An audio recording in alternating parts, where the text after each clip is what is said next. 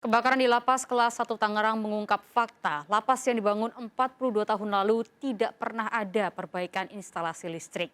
Selain itu, Lapas Tangerang kelebihan kapasitas. Seharusnya dihuni 600 orang, namun saat ini sudah dihuni 2072 narapidana. Kebakaran di Lapas Kelas 1 Tangerang, Banten Rabu dini hari masih menyisakan duka.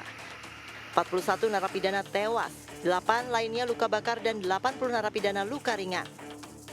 Dari 41 narapidana tewas, 1 diantaranya narapidana kasus pembunuhan dan 1 lainnya narapidana kasus terorisme.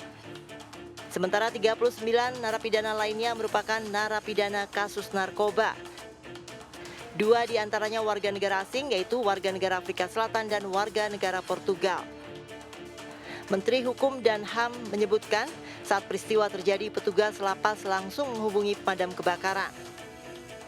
Namun karena kondisi kamar terkunci sesuai protokol keamanan dan api sudah menyebar, 41 narapidana tidak sempat dievakuasi.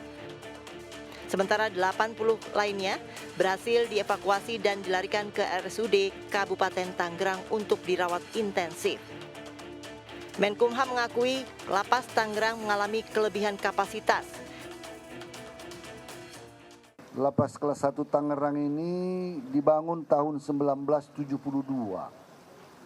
Jadi sudah 42 tahun. Sejak itu kita tidak memperbaiki instalasi listriknya.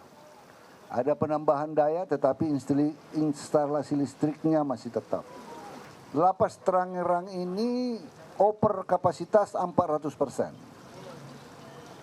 Penghuni ada 2072 orang. Ya. Nah, yang terbakar ini adalah blok C2. Jadi itu model pavilion. Di dalam satu blok itu ada beberapa kamar-kamar. Menko Polhukam Mahfud MD menyatakan kasus kelebihan kapasitas terjadi di hampir sejumlah lapas di Indonesia. Pemerintah berencana akan membangun sejumlah lapas baru. Ya, lapas-lapas kita itu penuh. Jadi satu kamar yang tidak terlalu luas tuh isinya bisa 20 orang, 30 orang. Membangun, yaitu kami berencana segera merencanakan pembangunan lapas-lapas karena sudah overkapasitas. Ini sejak tahun 2004 itu dibicarakan terus antara pemerintah dan DPR, tetapi selalu tidak jadi karena pertimbangan anggaran, pertimbangan ini itu.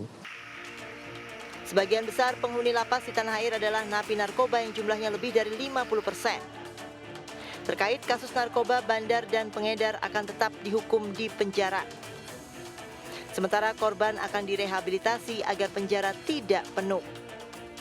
Tim Liputan iNews melaporkan.